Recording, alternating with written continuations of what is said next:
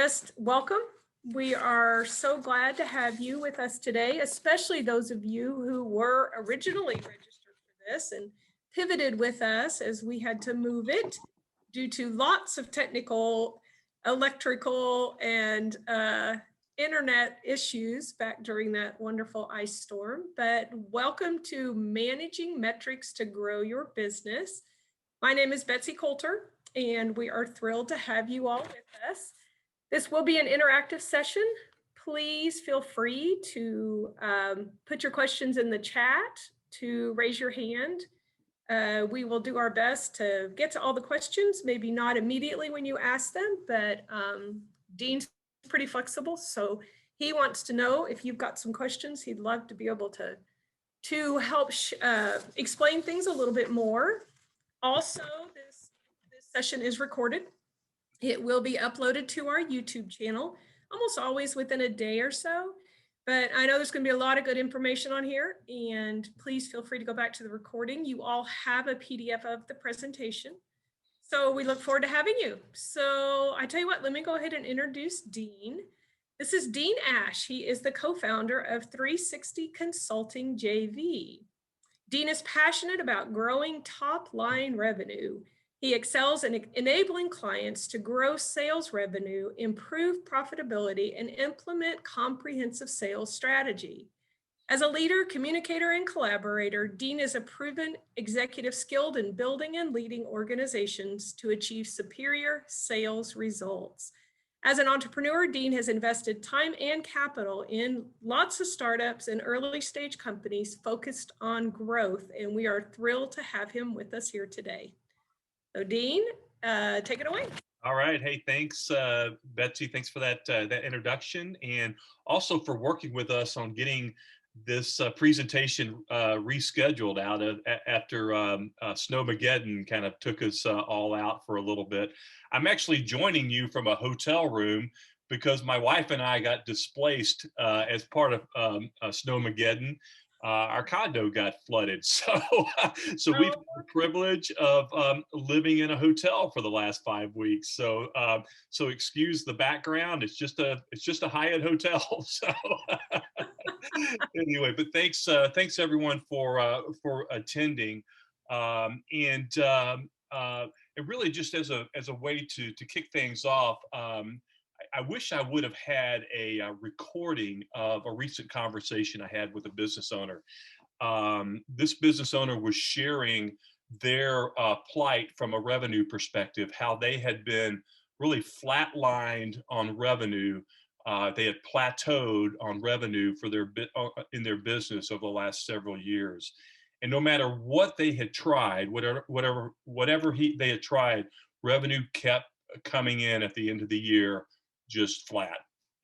And so I asked him, what are the key metrics or key indicators that you're focused on that are tied to generating more revenue? And his silence told me all I needed to know. And that is what we're going to talk about today, is what are the metrics, what are the indicators, what are the things that you need to be paying attention to in your business that are tied to revenue growth, sales growth, etc. And it changes and it's unique for each individual, for each business. And we're going to talk about that today.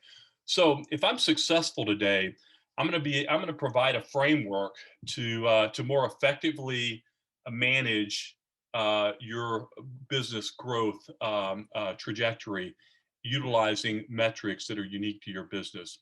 Help you focus on those metrics that you can actually control, that you can actually manage, that you can actually look to and turn to on a daily basis. And if done right, use those metrics to diagnose particular problem areas that need to be focused on and rectified to get you back on track, ultimately to spend your time more productively. So I always like to start this presentation out by saying, revenue, this number that every business owner I come across, every CEO that I talk to, they all want to grow revenue. And so my question always has been, can you manage this number called revenue?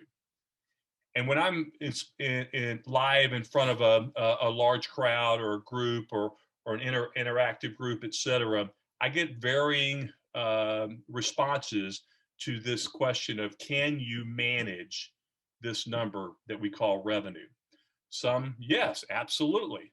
Some, no, there's no way you can manage it.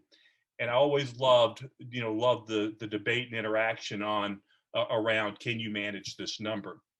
And so then I always kind of like to follow up with something that says, let's look at a corollary to revenue, something that's kind of in our daily lives around, our workout regimen or our weight loss regimen. Can you manage your muscles to get bigger? Can you manage your weight, to weight reduction, or your weight to decrease? And so then we start kind of talking through that. Are these things that you can actually, quote unquote, manage? And then we get, various degrees of debate around that. And ultimately, what we come up with is into this corollary called, bodybuilding or weight loss, whatever it is that we really can't manage our muscles to get bigger. We really can't manage our weight to come off of us, right? And I sorely need that after sitting through a year of COVID. Just like we can't really manage revenue, those are all rear view mirror indicators of success. They're the results of other things, other activities. But what we can manage are the number of curls that we do, the number of push-ups that we do, the number of sit-ups that we do on a daily basis. In a weight loss regimen, what we can manage is the number of calories that we intake on a daily basis, or the type of foods that we eat on a daily basis.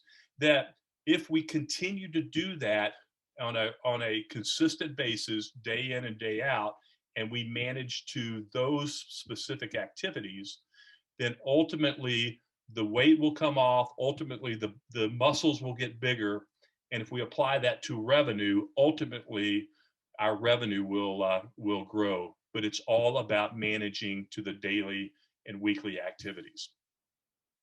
So the framework that I'm going to introduce today is one that's tried and true. We help put into place with a lot of businesses that we work with, and it starts out with, what business results are we trying to drive to? What's our business strategy, and what are the results that we need to drive to? Just because we can't manage revenue does not indicate that we don't have revenue goals or business results and objectives that we want to achieve. But those are typically results that again are rear view mirror oriented type of things. There are things that that we look at at the end of a period, right? And we can't really affect anything around that because it's already happened in the past. But there are multiple outcomes that we're looking at from a business results point of view that are important to our business. Those are things that might be revenue, margin, market share, quota achievement, all things that we look at after the period has already been done, whether that period's a year, a quarter, a month, whatever it is. But they're the result of other things that have happened, but they're important because they do reflect the health of the business. But again, rear view mirror views. Then there's also sales objectives that we can look at. Those are the things that we can influence. We can't actually manage, but we can influence based on what we're trying to accomplish from a business results point of view. These sales objectives are very instrumental in helping us plan and diagnose. So the planning is, these are the areas we want to focus on to grow revenue, or these are the areas that are off track that we need to diagnose and get back on track to help us, grow revenue or margin. These are things like maybe new customers. increase of our average deal size, upselling or cross-selling, other products to existing customers, increasing our pipeline size or our close rate, or how we are actually doing our territory coverage or territory mapping. Those are all things that are sales objectives that can help us drive some of the business results up, up in the top quadrant. And then the final area in the framework are the things that we would call sales activities. These are the specific things that a salesperson and a sales manager can actually manage and direct and look at and focus on an ongoing daily basis that, if defined right and linked right to the sales objectives, will help you meet the sales objectives that are ultimately tied to the business strategy or the business results. Those things might be, number of sales calls that you make in a day or a week, number of customer meetings that you have, maybe number of discovery calls where we're really understanding and mining for pain points around a specific customer or a new customer to help position and additional products and services that we're selling to them. Maybe it's the number of product demonstrations that we're doing, number of proposals that we generate on a weekly or monthly basis, number of networking events that we attend on a weekly or monthly basis to do lead generation. Those are the activities that drive or connect to the sales objectives, again, to help us then drive to the business results, which are all lagging indicators of success. And so the cause and effect is if we're doing the right push-ups and sit-ups, if we're doing the right weight loss program, and we're measuring things on a daily basis and tracking the right key performance indicators, that will meet our sales objectives that ultimately will drive our business results. And so the way you get there is you kind of reverse engineer the process to get to the results that we need. And so, first and foremost, we identify the results that we want to achieve. Then we select and quantify the best objectives that we have that will lead to those results. And then, based on the objectives that we've laid out, we'll link the key activities that we want to manage, that we want to measure, that we want to hold people accountable to, and we'll manage those just in a relentless type of fashion. Because my years and years of sales leadership says, if we're focused on and measuring the right activities that are connected to the results that we want, ultimately, the results take care of themselves if we're doing the right push-ups and sit-ups on a daily and weekly basis. So here's an example. So let's just say that we want to grow top line revenue. So that's one of the business results that we want to obtain, right? We have a particular revenue goal that we have put out for this year or next quarter or whatever it is, right? And maybe because as we look at and we plan, we say, what, a really, really key area that we're going to have to make sure we focus on to grow our or hit our revenue target is we need to generate net new customers, right? We obviously need to continue to take care of our existing customers and things like that, but adding new customers is going to be a key objective for us to grow revenue. And so so maybe what we end up measuring from a sales activity point of view, in addition to other things, but specifically put more focus on, is new discovery meetings with new customers. so that we're understanding their pain points, we're understanding their needs at a deeper level, and that's what we really put emphasis on for a season. And I will also say that, as you move through a period of time, maybe a year or the following or the next quarter or whatever, our sales objectives might change a little bit because of how the market may be changing, or the business may be changing, which means what we're actually focused on for key performance indicators and metrics might change as we move through various periods, whether that's next year or next quarter or whatever. But this is something that's living and breathing and active. And this is we'll talk a little bit about this from a diagnostics perspective. And so, at the end of the day, if we're myopically focused on the right activities that a salesperson and a manager can proactively manage and direct, again, will the other pieces will oftentimes take care of themselves. So, so why do we do all this, right? Why break things down to those specific activities? There was a recent, there was a Harvard Business Review research done about 4 or 5 years ago, and the question was posed to multiple sales professionals, and they were asked this one question: what has the greatest impact on a salesperson's motivation? So this Harvard Business Review research study polled thousands of salespeople and asked them what has the greatest impact on a salesperson's motivation. And when I do this in a live audience with a group of people, I ask for different different pieces of feedback, right? Different answers to that particular question.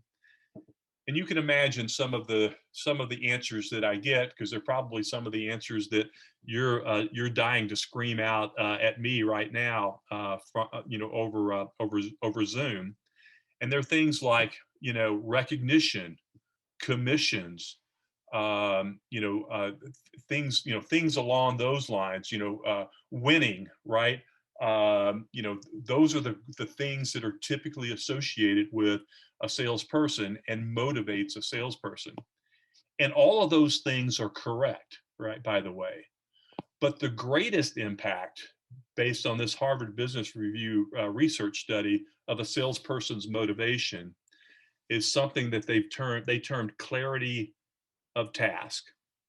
Basically being super, super clear about what is expected of me as a salesperson to be successful on a daily basis. What is expected of me to be so that I can be successful on a day in and day out basis, right? Because if I'm clearly focused on and clearly executing those individual tasks, those individual activities that leads to success on a day in and day out basis, guess what happens? My commissions go up. My sales quotas get maximized and hit. I get to experience winning. I am at the top of the, oftentimes at the top of the heap, on my stack rankings, right? All of those things are the byproduct of being super, super clear about what is expected of me every day, so that not only people can or manage, not so much that someone else is having to manage me to those tasks, but I can self-manage because it's so clear about what I need to do, and the impact ultimately of me carrying out those specific sales tasks. And so I just wanted to share how important this is, not only for the business owner or from an organization, but it's super, super important for the individual, because their success metrics are super, super clear, and they can actually self-adjust, self-manage, and self-correct. So clarity of task. Our view of clarity of task equals the sales activity, right? putting the focus on the things that a sales rep can actually control on a day in and day out basis. It also sets up a winning environment. They can knock down a goal or a metric on a daily basis. So it sets up a winning environment of I win every day, right? I win every day because I'm knocking down my activity goals that I need to ultimately be quote unquote successful from a revenue generation point of view every day, and it sets up a winning environment, right? It's not just when the sale is happening, I'm winning every day because I'm knocking down milestones that step me toward revenue generation every day. Also, you can manage these, and it's really clear. It's unambiguous, and a sales rep can actually carry out these activities, can carry out these things, so it's super tangible. um, Reps can understand what's expected of them, and again, it helps you provide very clear and accurate feedback to the sales rep, as we work through the activities and things needed to ultimately be successful. And so that's kind of what clarity of task means as it relates to sales activities. There's also having those clearly defined helps the sales manager from a coaching perspective. And so you can clearly explain the outcomes and results desired because they're tied to the important business results that we're trying to make. So you can literally build the connection that we looked at in the framework to those activities lead to us knocking down our sales objectives to the business results that we absolutely need. The other piece is, and this is a really, really important piece, is from a coaching point of view, we jointly agree on those goals and jointly gain ownership of those being the most important things. We're not trying to set up a draconian type of an environment where we do a top downs, thou shalt do these activities and those activities and at these numbers. We jointly build those together so we gain ownership with between the sales rep and the sales manager and the business owner, that these are the areas that we're going to jointly agree on and jointly manage and jointly measure to make sure that we're successful. And by having them jointly agreed upon, these activity metrics, um, um, again, it's now not just I'm micromanaging you against these activities. It turns into a self-managing tool where the sales rep can clearly manage their time wisely, manage their expectations wisely, because they know what is expected of them, and they jointly developed those particular metrics and took ownership of them to focus on. It allows us to teach how to use the metrics so we can get more immediate feedback, right? So the feedback being in your annual performance review or the quarterly revenue report or whatever it is, we're getting feedback on a daily and weekly basis based on the specific activities or specific key performance indicators that we're measuring.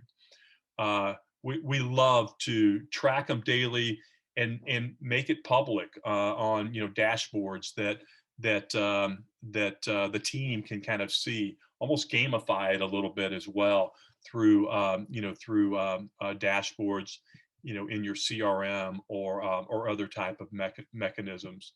And when you do identify maybe an issue or a gap or something that we're struggling with, we can agree on the one thing that we need to work on, not an army of things, but the one thing we need to work on to get back on track. And so it more specifically targets your coaching to a particular thing instead of, I always love it. Hey, there's 18 things I need to focus on. So that means you can't focus on anything. you keep really focused on the one thing that we need to work on for this period of time to get us back on track. So that's the coaching application of taking this type of approach to managing your metrics to drive revenue growth. So, a way that just an example, a couple of examples here, but maybe a key activity metric is number of leads that a sales rep works at any given time here. And here's maybe an example of 4 sales reps, and over whatever this period of time is, maybe on a weekly basis, and sales rep 3 is working a lot less leads than the other 3 sales reps. And so, as a sales leader or a business owner, you may go, okay, what's going on here, right? So it gives you a area to not just say, hey, they're missing their revenue target, but that's a lagging indicator. They're actually missing a leading indicator, which this particular business decided to focus on, which is leads worked. And so, you start kind of being able to look at or start diagnosing maybe what possibly might be going on. Are they spending too much time on unqualified leads? So we have a qualification of lead issue that we need to help talk through and maybe do a little skills development around. Maybe their time management needs help, or they're reluctant to make the calls that are needed to be made.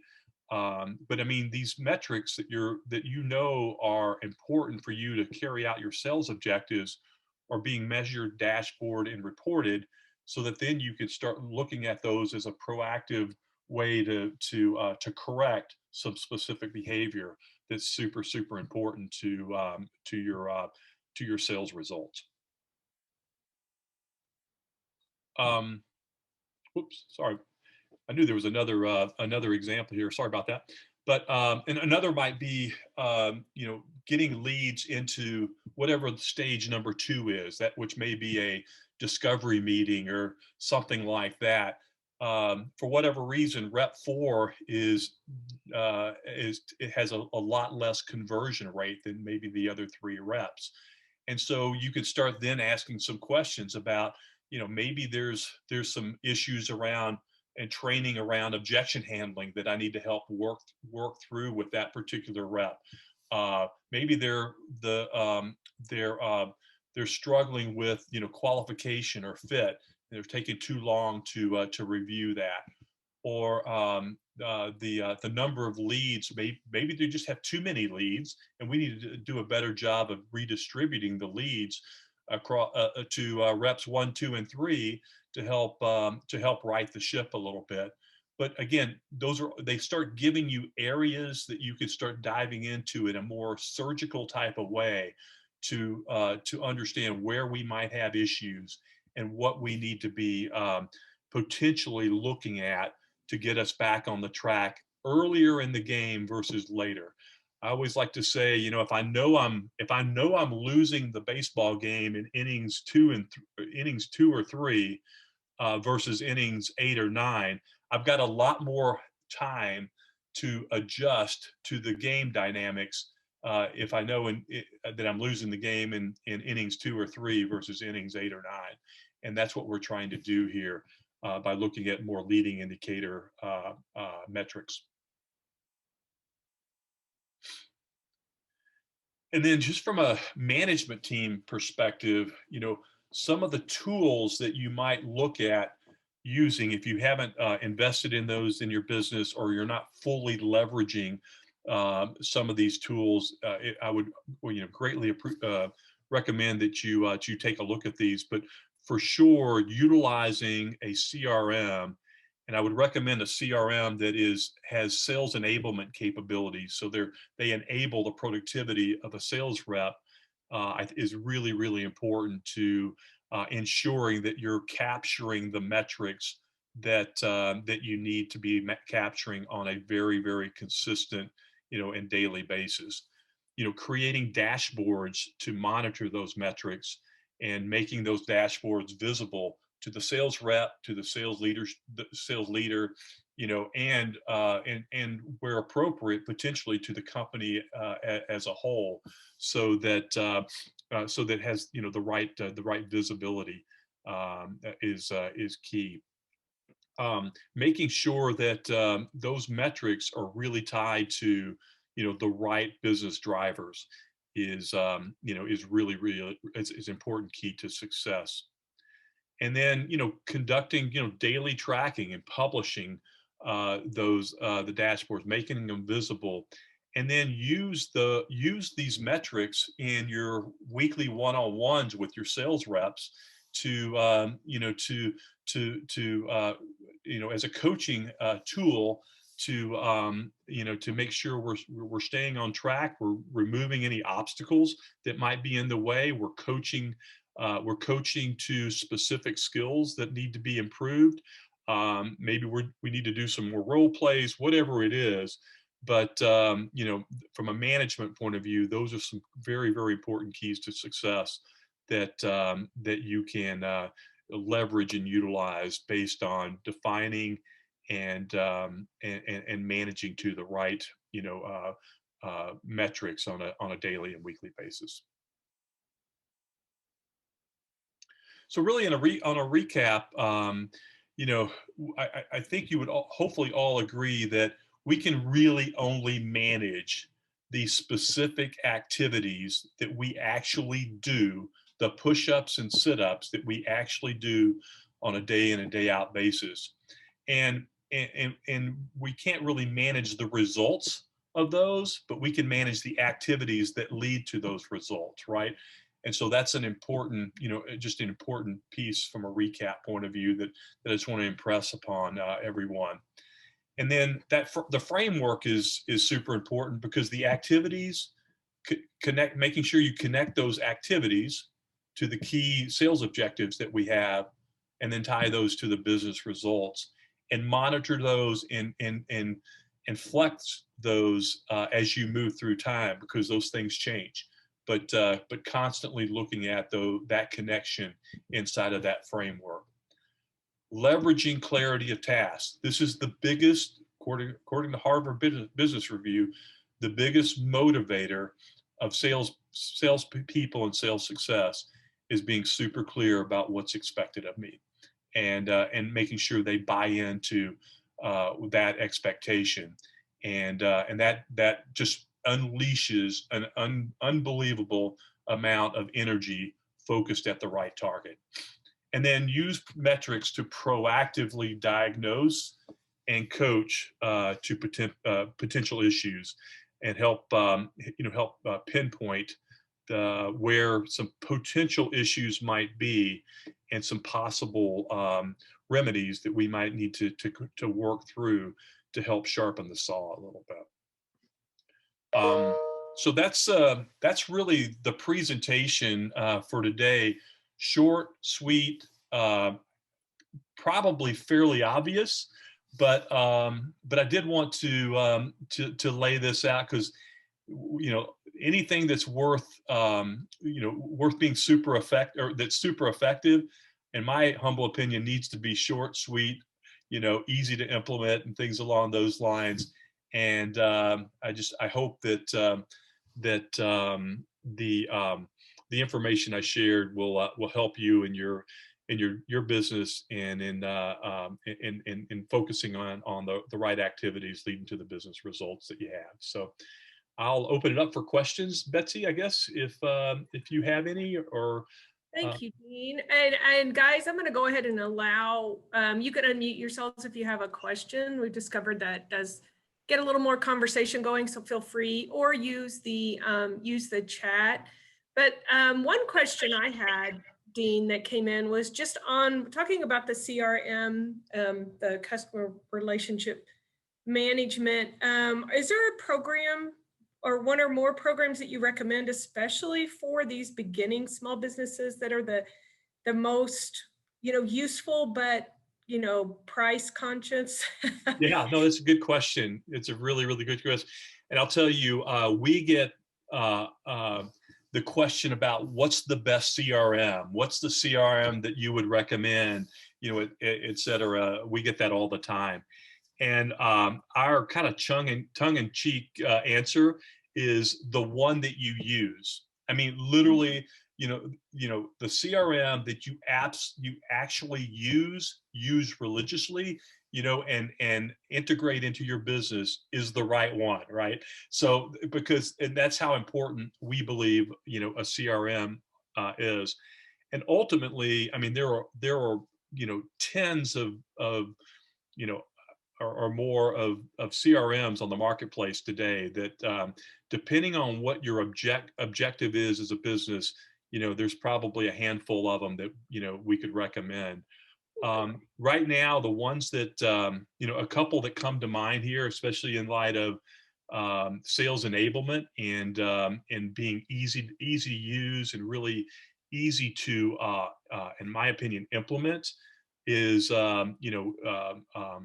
CRMs, kind of like HubSpot is one that they actually have a free version that you can utilize. They also have a step up from that that's fairly affordable as well, with a great mobile interface, as well. So that'd be one that we end up working with a lot.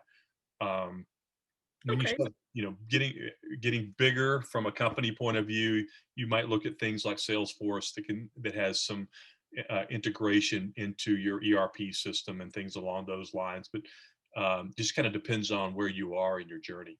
Yeah. Okay. Thank you. We have another question that just came in. How do you deal with aggressive salespeople who are not making their KPIs? If they're not making their KPIs, then and I don't know if the term aggressive means I don't like to be told what to do. I don't know if that's the context of that, but I'll tell you, if you're making your numbers, um, then you get a lot more latitude from me. But when you're off your numbers, right? You better be showing up with the KPIs, because that's the only way that we know you can get back on your numbers. So that's not an option. I give sales reps a little bit more grace if they're consistently on their numbers, but maybe they're off their daily or weekly KPIs. But we had that conversation that says, okay, uh, you know, history shows that if we're not on these KPIs, there's going to be a problem at some point in time. And so, when that problem happens, because it will happen, just realize the screws are going to get tightened down just a little bit more, right? And that's kind of the way you need to manage. I think anyway. At the end of the day, results matter. But when you're off results, the activity metrics, those are key, because those are all the things that we need to do to build pipeline and ultimately have the results that we need. True. George, does that answer your question, or did you have? Yes, that answered it. Okay, good. Thank you. Um, any other questions for Dean here while you've got him here? Feel free to either unmute yourself and speak or type. We'd love to. Or Dean, if anything else pops into your head that you wanted to elaborate on a little bit, please do. Well, I'll tell you one other thing, and George, this might help you a little bit more in the question that you asked, just that, as I'm thinking about it a little bit more. And this is, I don't know your specific situation, but this is just some food for thought here. But sometimes I'm working with a client, and they've hit they started, they've hit a revenue dip, right? So they were doing well, and then all of a sudden they're in a free fall, or they're in a decline from a revenue perspective. And some of the things I ask them is, what's your average sales cycle? And they may say, hey, our average sales cycle is 9 months, let's just say. And I'm like, okay, so you're free falling right now. Your average sales cycle is 9 months. Let's go back 9 months. What were you doing then? Right? And oftentimes we go back to that 9 month period of time. And what happened was this huge project came down the path. It was all hands on deck. And and we quit doing pipeline development work, right? Because it was all hands on deck. Or we had a huge changeover in the sales department, so we weren't doing pipeline generation work, right? Or new business development, or whatever it is that is a key performance indicator. And so the problem didn't show up until 9 months later, which is your average, your average sales cycle. And so back to your question about the salesperson, the aggressive salesperson that may be off of his KPIs. You might ask yourself, what's your average sales cycle? Because typically the problem, let's just say, for that sales rep is going to show up, whatever months in the future that your average sales cycle is. And that's another way to kind of talk through that and have a conversation around that, especially looking at maybe pipeline creation, pipeline generation, those type of things. Wonderful. Thank you. Yes. Anyone else? Yes, sorry, I have a question. Yeah. I'll try to articulate as best as I can, but I am not yet in business. I'm going to be maybe in the next few months getting into business. I wanted to know, it's kind of a twofold question. What is a typical kind of span of time to see reliable sales approaches and revenue? Like what is a good time frame to actually see if what I'm doing is appropriate, and does it differ between a new business kind of starting out versus a more established business maybe some years down the line? So is the approach kind of different depending on the newness of the business? It's a really good question. Is it Terry? What? Tari, yes, it's Tari. Yeah, thank you. Really good question. And I always hate to answer the the question, it depends, right? Because if the nature of your new business endeavor that you're cranking up in a couple of months is a very short sales cycle type of a product or service, then the focus can be, you can get to a decent revenue creation size relatively quickly if the sales cycle is shorter, and so the focus is on volume, right? If the sales cycle is longer, so maybe you're going to kick this business off, and maybe the sell, it may take 6 months or so to go from start to finish on a particular sales opportunity. Then you need to be measuring from a metric point of view things like pipeline generation, stages of your pipeline, or stages of your sales process, and the number of opportunities in that pipeline to or stage of the pipeline, so that then you have confidence to go, I've got a healthy pipeline development marching through time that can get me to a reliable revenue mark that I can now start to rely on. But it's about setting up your sales process, defining your sales stages, and then developing a healthy pipeline that's balanced across all of those stages. Thank you. Okay, George, George Dean, you may be able to see, forgive me. George had another question. Oh, if you can see the chat, but he's asking about cold calls. Do you believe in them, especially are they effective in developing pipelines? Cold calls are effective. I didn't mean to go to that last. Sorry. Cold calls can be effective, depending on how you carry those out, and those oftentimes may change depending on what industry you're in and those type of things. I like to, in situations where I'm deploying a cold call strategy, really ensure that I'm not pitching my product, but I'm sharing outcomes that our customers can derive by utilizing our the product or service. Because at the end of the day, they really don't care about your product or service. They really don't. They do later in the engagement, right? But early on, they don't really care. But they do care about if they have an issue or a product or issue that you potentially can help them with. And so your cold calls should be really focused on the outcomes that you can alleviate or deliver for your customer, the pain points you can alleviate for your client.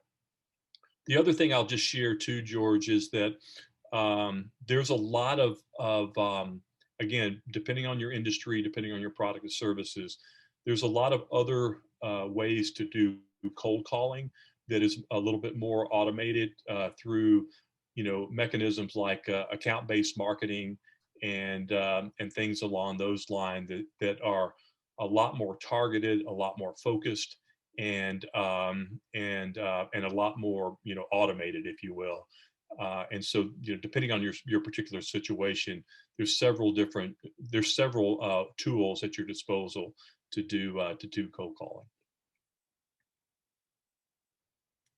Wonderful. Any other questions?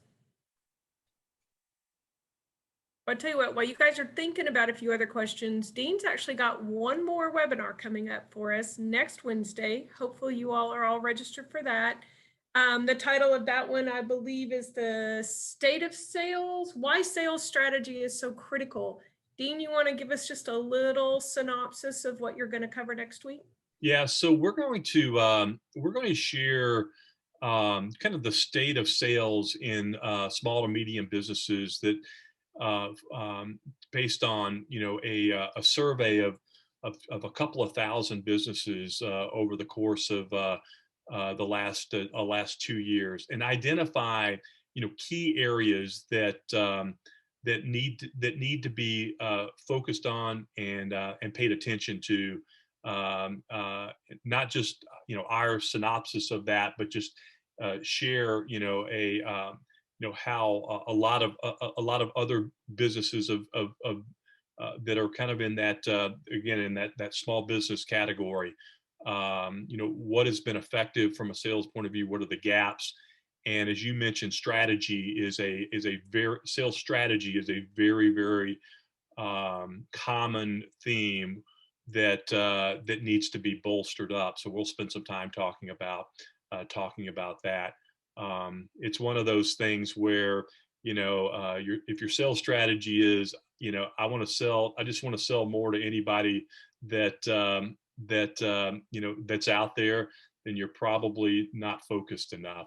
And you can go back and look at our ideal client profile presentation before Snowmageddon, and that has some insight on that one as well. So it'll be a really good data-driven presentation next week, and targeted towards small businesses and the common sales areas that need to be buttoned up, strategy being one of those. Perfect. Well, hopefully you all will all register for that. Like Dean said, it's next Wednesday, the 31st at 1 o'clock, just like this one. And as he mentioned, his previous one, the creating the ideal client profile or something to that, along with all of our previous CARES webinars, are all recorded and available on our YouTube channel. So if you just Google on YouTube, just search Collin SBDC, you'll see all of them. So if there aren't any other questions, well, wonderful. Well, Dean, thank you so much. We appreciate it. We appreciate all of y'all. Thank you, Betsy. Yeah, we appreciate all of y'all joining us, and reach out to us here at the Collin SBDC if you have any questions, and hopefully we'll see you guys next week.